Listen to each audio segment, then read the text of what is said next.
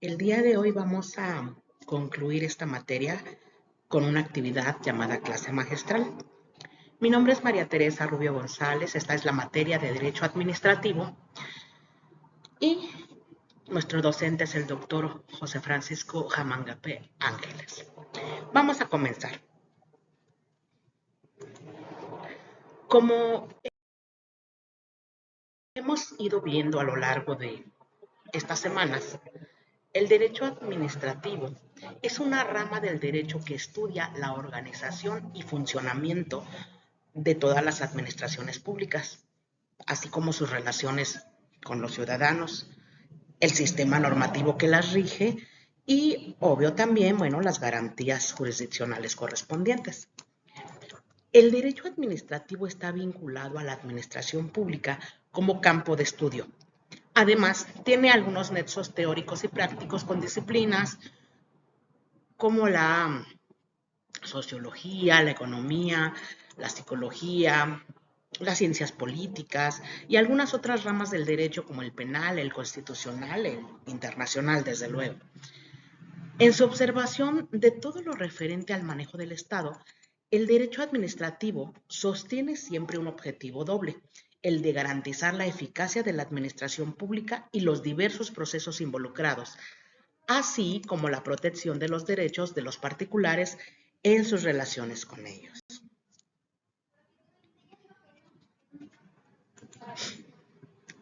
Ahora vamos a ver cuáles son algunos de estos elementos básicos que debe de tener el derecho administrativo.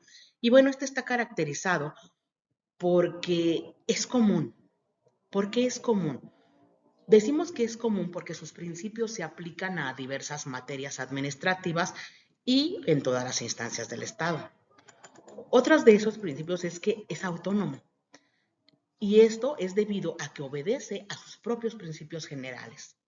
Hablamos de que es local porque responde a una organización jurídico-política de cada país. Y hablamos de que es exorbitante porque su ámbito de acción excede al derecho privado. En donde quiera que exista un Estado, vamos a tener también un derecho administrativo. Vamos a platicar ahora un poquito sobre el artículo 27 constitucional. Este artículo 27 es muy importante y nos habla de que la propiedad de las tierras y aguas comprendidas dentro de los límites del territorio nacional va a corresponder originalmente a la nación, la cual, bueno, ha tenido y tiene el derecho de transmitir el dominio de ellas a los particulares, constituyendo lo que conocemos como la propiedad privada. En este caso, digamos que las expropiaciones solo se pueden hacer por causa de utilidad pública. O, bueno, también mediante una indemnización. En este sentido, es importante que sepamos que la nación todo el tiempo va a tener el derecho de imponer a la propiedad privada las modalidades que dicte para el interés público, así como que también va a ser el encargado de regular en beneficio social el aprovechamiento de los elementos naturales que son susceptibles de apropiación, con el objeto de que se lleve a cabo una distribución, digamos, equitativa de la riqueza pública, que se cuide de su conservación, que haya un desarrollo equilibrado del país y también muy importante que haya mejoramiento de las condiciones de vida de la población rural y la población urbana. En consecuencia, se van a dictar todas las medidas necesarias para ordenar los asentamientos humanos y de esta manera poder establecer adecuadas provisiones, usos, reservas, el destino de la tierra, las aguas, los bosques.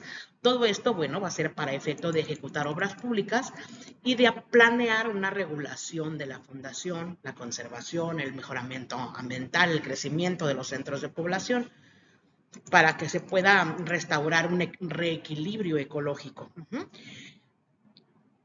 Digamos que para disponer en los términos de la ley reglamentaria, la organización de explotación colectiva de, por ejemplo, los ejidos y comunidades, va a haber un desarrollo de la pequeña propiedad rural para el formato de la agricultura, de la ganadería, de la silvicultura. Y otras actividades económicas. Y bueno, tiene que evitarse también la destrucción de los elementos naturales y los daños de la propiedad pueda sufrir. Todo esto pues en perjuicio de la sociedad, ¿verdad? Entonces, por eso es que va a corresponder a la nación el que domine directamente todos los recursos naturales de la plataforma continental y los zócalos submarinos de las islas, de todos los minerales o sustancias que haya en vetas, mantos, masas o yacimientos, etc. Todo eso está dominado justamente por la nación.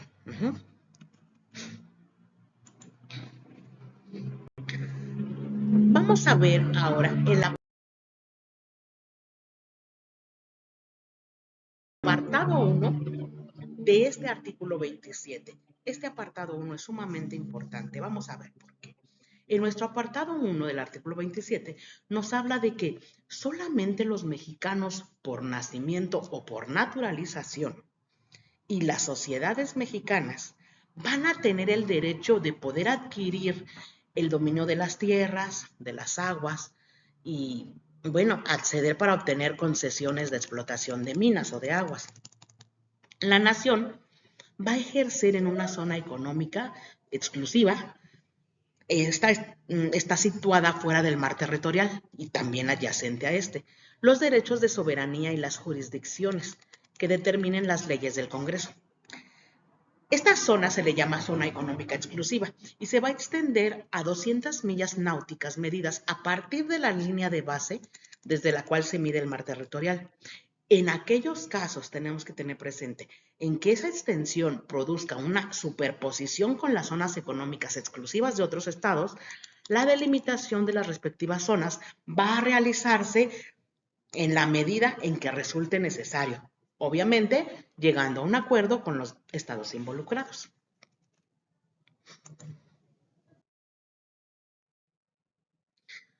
Vamos a hablar un poco ahora sobre la función administrativa del gobierno mexicano, como lo hemos venido haciendo en otras semanas. Pero en este momento vamos a basarnos un poquito más en las concesiones. Bien, en el derecho administrativo se contemplan diversas figuras jurídicas por las cuales el Estado mexicano va a conceder el uso o explotación de un servicio público, de una actividad, de algunos recursos naturales o incluso puede ser, no sé, de vías de comunicación, etcétera, ¿no? Todo esto está fundamentado en la Constitución Política de los Estados Unidos Mexicanos y en las leyes reglamentarias de ella, por tratarse de actividades que son reservadas para el Estado. Esta función administrativa del Estado la va a ejercer a través del Poder Ejecutivo, el cual, sabemos, va a estar encabezado por el presidente de la República. Debajo de la presidencia se encuentran, obviamente, las secretarías de Estado, los órganos reguladores coordinados y la Consejería Jurídica del Ejecutivo Federal. Todas ellas van a integrar lo que es la administración pública centralizada, mientras que la administración pública paraestatal va a integrarse por los organismos descentralizados, las empresas de participación estatal, las instituciones nacionales de crédito, los fideicomisos públicos, etc. Dentro de la función administrativa del Estado, vamos a encontrar que se celebran actos jurídicos, se otorgan permisos, licencias, concesiones, se pueden aplicar sanciones y se realizan las expropiaciones. Es decir, se va a encargar de regular toda la actividad administrativa del gobierno.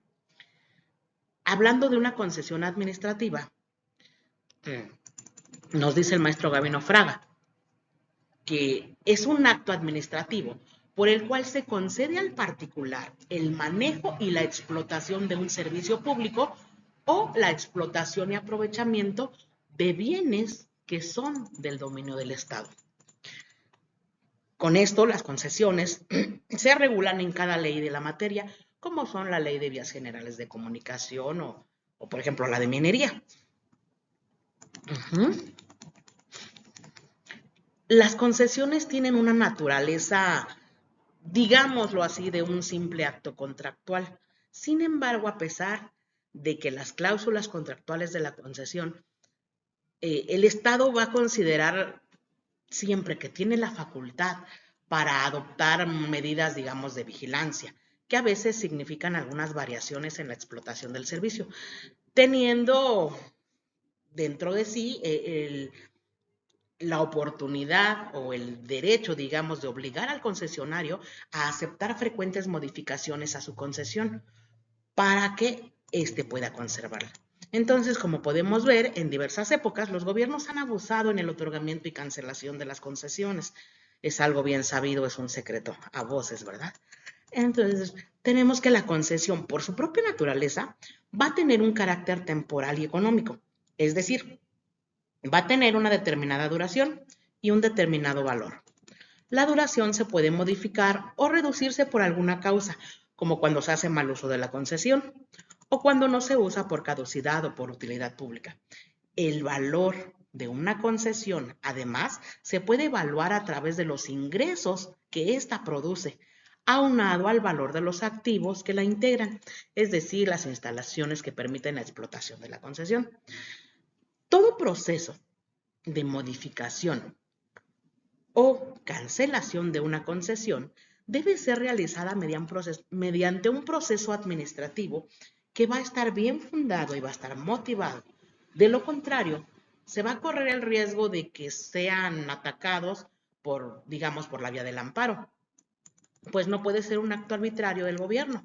Sin embargo, hablemos de nuestro país. En nuestro país nunca se puede tener la certeza del resultado en un juicio. Lamentablemente vivimos en la incertidumbre jurídica, sujetos a el vaivén, a decisiones políticas y sobre todo también lo sabemos, lamentable a las decisiones del poder económico. Pero vamos a ver, si únicamente siendo mexicano se puede adquirir propiedades en la faja constitucional, ¿cómo se puede hacer a través cómo pueden hacer esto los extranjeros? ¿Sale? Bien, el Estado sí va a poder conceder el mismo derecho a los extranjeros, siempre y cuando convengan ante la Secretaría de Relaciones en considerarse como nacionales respecto de dichos bienes. Y obviamente con esto se van a comprometer en no invocar la protección de sus gobiernos, por lo que se refiere a todo esto. Bajo la pena, en caso de faltar al convenio, de que pierdan el beneficio de la nación, los bienes que hubieran adquirido en virtud del mismo. En una faja, por ejemplo, de 100 kilómetros a lo largo de las fronteras y de 50 en las playas, por ningún motivo podrán los extranjeros adquirir el dominio directo sobre las tierras y aguas. El Estado, de acuerdo con los intereses públicos internos y los principios de reciprocidad, podrá, a juicio de la Secretaría de Relaciones Exteriores, conceder autorización a los estados extranjeros para que adquieran en el lugar permanente de la residencia de los poderes federales la propiedad privada de bienes inmuebles necesarios para el servicio directo de sus embajadas o delegaciones únicamente. Y bien, como podemos ver, ¿por qué es importante en la vida práctica el dominar todas estas temáticas para un abogado? El derecho administrativo, como vimos, es una rama del derecho que todo abogado debe estudiar a profundidad, ya que es aquella que se encarga de la regulación de la administración pública y de cómo esta administración va a afectar a todos los ciudadanos. El derecho administrativo es una de las ramas fundamentales del derecho público, ya que se enfoca en la organización del Estado y en la relación que los ciudadanos tenemos con él, así también como en las instituciones privadas a las que les fueron otorgadas concesiones y tienen funciones públicas. Es decir, estudiar el derecho administrativo es fundamental para conocer nuestros derechos y obligaciones frente a las facultades estatales.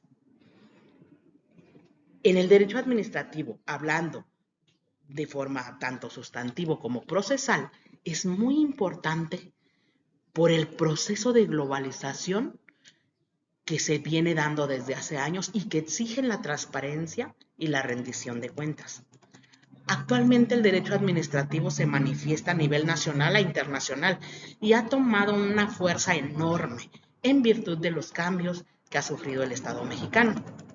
En el pasado únicamente se estudiaban los poderes ejecutivo, legislativo y judicial, pero el día de hoy existen organismos autónomos a los que se les han dado muchas facultades importantes que son objeto de estudio del derecho, por lo que el derecho administrativo es indispensable en el manejo de la administración pública, porque nos va a permitir conocer de una forma elocuente los sistemas a través de los cuales se rige la nación y con ello poder realizar un mejor trabajo en cada uno de nuestros procesos.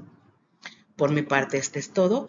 Agradezco profundamente al profesor por todo el conocimiento que nos ha proporcionado y espero que nos veamos muy pronto.